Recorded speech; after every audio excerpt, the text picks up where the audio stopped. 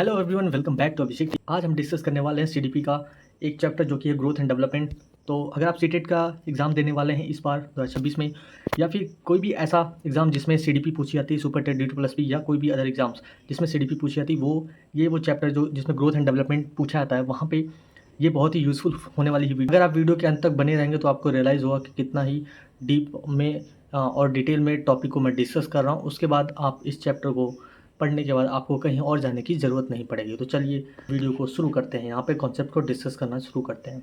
ठीक है, तो सीडीपी में पहले वही ग्रोथ एंड डेवलपमेंट हम डिस्कस करने वाले हैं, उसको डिटेल में डिस्कस है। कोर कॉन्सेप्ट ऑफ डेवलपमेंट, विकास के मूल अवधारणाएं कौन सी है उसके बारे में डिस्कस करना। तो फर्स्ट, निर्भरता से स्वायत्ता की ओर, यानी जब ग्रोथ एंड डेवलपमेंट में सबसे इंपॉर्टेंट है कि आप जो डिपेंडेंसी होती है, बच्चे की डिपेंडेंसी होती है, वो ऑटोनॉमी में बदल जाए, यानी निर्भरता से स्वायत्ता की ओर बच्चा बढ़ जाए। यानी development is a systematic continuous process of change that lead an individual from a state to total dependence to self reliance and autonomy, या फिर ऑटोनॉमी यानी adulthood throughout their life time.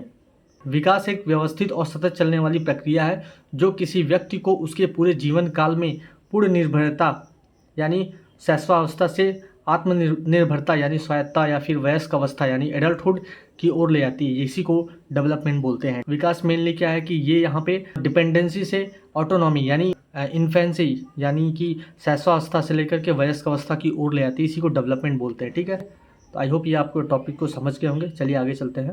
Systematic versus random changes. Development is a refer only to orderly, systematic and progressive changes. It does not include temporary or random changes such as those caused by illness, disease or fatigue. विकास केवल व्यवस्थित व प्रगतिशील परिवर्तनों को संवर्धित करता है। इसमें बीमारियां, थकान या बीमारी के कारण होने वाले अव्यवस्थित या फिर रैंडम परिवर्तन शामिल नहीं होते हैं।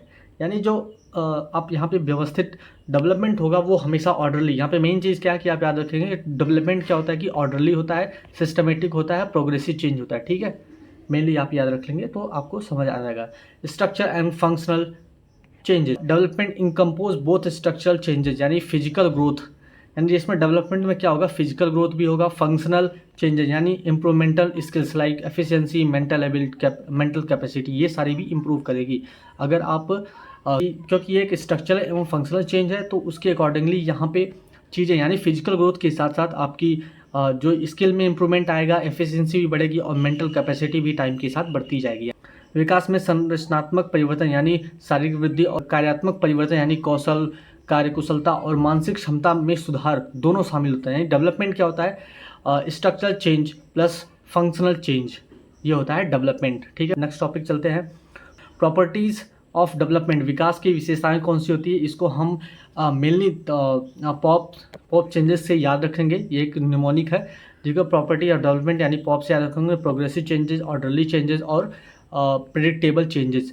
ठीक है, यानी प्रगतिशील परिवर्तन, क्रमबद्ध परिवर्तन और पूर्वानुमानित परिवर्तन यानी प्रेडिक्टेबल, ऐसे चेंज जिनको हम प्रेडिक्ट कर सकते हैं। प्रोग्रेसिव चेंजेस के बारे में हम चलिए पहले देख लेते हैं। तो यहाँ पे lead to complex efficiency and functioning. जो प्रोग्रेसिव चेंज होगा, प्रगतिशील परिवर्तन, ये बहुत ही कॉम्प्लेक्स। ऑर्डरली चेंजेस क्या होते हैं, क्रमबद्ध परिवर्तन का फॉलो स्ट्रक्चर एवं लॉजिकल सिक्वेंशियल पैटर्न। या प्रेडिक्टेबल चेंजेस क्या होता है, milestone can be esteem based on early rates. तो चलिए प्रोग्रेसिव चेंजेस के बारे में डिस्कस करते हैं। Changes always leads forward to the more complex, adaptable and efficient stage of functioning, they are never regressive. यानी परिवर्तन हमेशा आगे की ओर एक अधिक जटिल, अनुकूलन योग्य और कुशल कार्य प्रणाली की ओर ले आता है। यानी जो प्रोग्रेसिव चेंज होगा वो हमेशा उसका जो परिवर्तन होगा वो आगे की तरफ होगा और पहले से अधिक, यानी जो परिवर्तन आया था उससे ज़्यादा जटिल कॉम्प्लेक्स होगा। ये अंदर कॉम्प्लेक्स चेंज होते हैं और ये हमेशा पिछले वाले से ज़्यादा कॉम्प्लेक्स होगा। ठीक है, और एक फंक्शनिंग होगा और इसको हम परिवर्तित नहीं कर सकते। ठीक है, जो एक बार चेंज हो गया उसको रिवर्स नहीं कर सकते। ठीक है, यानी आप समझिए कि अगर अब एक बच्चा जो 10 साल की एज में जो उसका वेट था वो अब उसकी 20 साल की एज में वो वेट वापस से नहीं आएगा। वो एक बार चेंज हो गया तो वो हो गया, वो बढ़ेगा ही वेट, वो कम नहीं होने वाला। ऑर्डरली चेंज क्या होता है, follow the highly structural, logical एवं सिक्वेंशियल पैटर्न। यानी विकास का एक निश्चित, व्यवस्थित व तार्किक ढांचा का अनुसरण करता है। यानी जो ऑर्डरली चेंज होता है वो हमेशा क्या होगा, वो हाईली स्ट्रक्चर्ड होगा, लॉजिकल होगा, सिक्वेंशियल पैटर्न के फॉर्मेट में चलेगा। ऑर्डर यानी एग्जांपल क्या होता है, baby learn to crawl before they can walk, यानी बच्चे चलने से पहले रेंगना सीख जाते हैं। ये एक ऑर्डरली चेंज का एग्जांपल आप देख सकते हैं। और प्रेडिक्टेबल यानी पूर्व अनुमानित जो चेंजेस आते हैं बॉडी के अंदर उसके बारे में डिस्कस करते हैं। Based on early development rates and milestone we can estimate a child future development path, यानी शुरुआती विकासात्मक दरों के आधार पर बच्चों के भविष्य के विकास के बारे में पूर्वानुमान लगाया सकता है। यानी कि हम अगर मान लीजिए कि एक बच्चा का हेल्दी स्टेज रहा है अभी तक, तो हम उसके फ्यूचर के बारे में ऐसा एस्टिमेशन लगा सकते हैं कि उसके आने वाले टाइम में अगले 10 साल भी वो बच्चा हेल्दी ही रहेगा, अगर कोई मेजर एक्सीडेंट या कोई ऐसी त्रासदी उसके बच्चे के साथ नहीं हुई तो हम इसी चीज़ को कह सकते हैं कि बच्चे के जो शुरुआती विकासात्मक दर होते हैं उसके आधार पर बच्चों के विकास के बारे में पूर्वानुमान लगाया जा सकता है, ऐसा प्रिंसिपल। यानी आप इसको पॉप से याद रख सकेंगे, POP, यानी इसको पॉप से याद रखेंगे, ठीक है। तो चलिए आगे देखते हैं। 5 कोर प्रिंसिपल्स ऑफ डेवलपमेंट, विकास के 5 प्रमुख सिद्धांत के बारे में हम यहाँ पे डिस्कस करेंगे।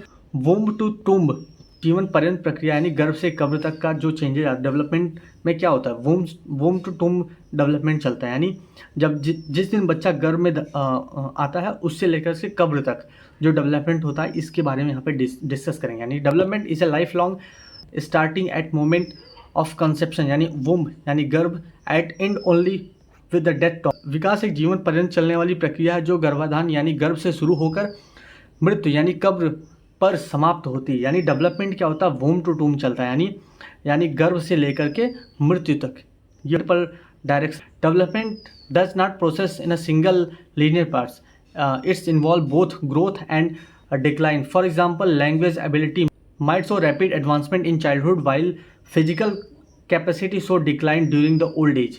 यानी विकास केवल एक सीधी रेखा के रूप में नहीं चलता है, इसमें उतार चढ़ाव दोनों होते हैं। यानी जैसे वृद्धावस्था के दौरान शारीरिक क्षमता में कमी आना, ह्रास आना या फिर कमी आना।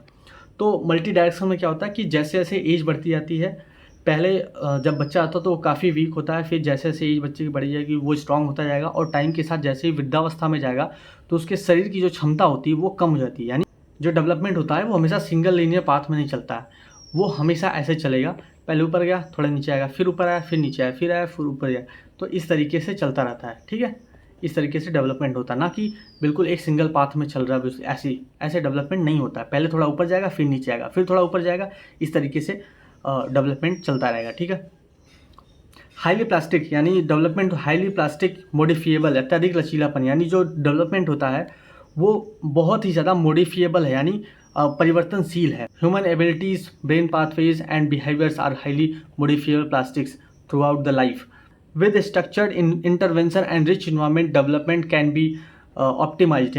मानव क्षमता और मस्तिष्क पूरे जीवन में अत्यधिक परिवर्तन या लचीले यानी प्लास्टिक होते हैं, और सही शिक्षण व वातावरण के माध्यम से इसमें सुधार किया जा सकता है। यानी जो डेवलपमेंट होता है वो बहुत ही मॉडिफिएबल होता है, यानी परिवर्तनशील होता है। यदि जो ह्यूमन एबिलिटी और उसकी ब्रेन एबिलिटी होती है उसको इन्वायरमेंट और न्यूट्रिशंस के थ्रू उसको कंट्रोल या फिर परिवर्तन किया जा सकता है बहुत ही अच्छे तरीके से। यहाँ पे आप देखेंगे स्टार पॉइंट है, इसको आप याद रखेंगे।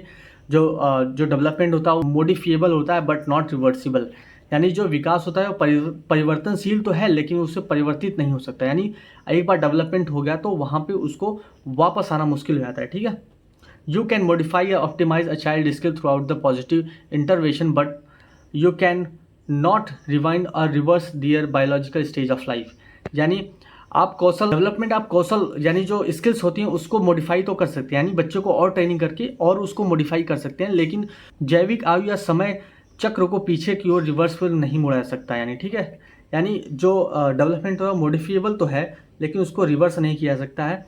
It can be improve with the support and therapy, यानी जो डेवलपमेंट है उसको सपोर्ट और थेरेपी के थ्रू यहाँ पे मॉडिफाई कर सकते हैं, लेकिन जो डेवलपमेंट है can't be backward to the biological time.